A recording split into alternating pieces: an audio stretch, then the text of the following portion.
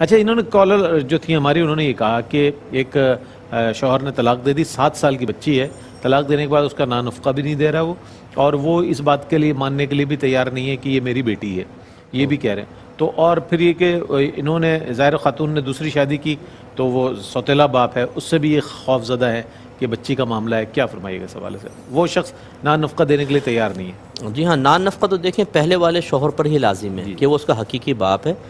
دوسرا شوہر اگر احسان کرتے ہوئے کچھ دینا چاہے بہت اچھی بات ہے، لیکن اس پہ واجب نہیں ہے بچی کی کفالت۔ اچھا، اور یہ بھی یاد رکھیں کہ جب ایک دفعہ دوسرا والد اس کی والدہ سے، بچی کی والدہ سے جسمانی تعلق قائم کر لے تو اب یہ وہ بچی کا محرم ہو جائے گا ایک طرح سے، اب اس سے رشتہ منع ہو جائے گا، تو پھر وہ ساتھ رہ سکتی ہے بہرحال۔ لیکن بعض اوقات ایسا ہوتا ہے کہ عورت کسی کی نیت کو پہچانتی ہے، تو اگر اس کی نیت میں کوئی بدی نظر آتی ہے، فطور، تو اپنی بچی کو محفوظ رکھنے کے لیے کچھ سعی کرنی چاہیے، ورنہ خواہ کی بدگمانی مناسب وہ جو نفقہ نہیں دے رہا کس حد تک گناہ گار ہوگا اس کے حوالے سے؟ مطلب بالکل گناہ گار ہے، کیونکہ واجب ہے اس پر، اور ترک واجب مکروہ تحریمی، اور عادت بنا لیں گے تو مکروہ یہ حرام میں چلا جاتا ہے، اب گناہ کبیرہ بنے گا، اور بروز قیامت یہ بچی اپنا حق والد سے لے گی اور وہاں نیکیاں دینی پڑیں گی، اس لیے دینا چاہیے۔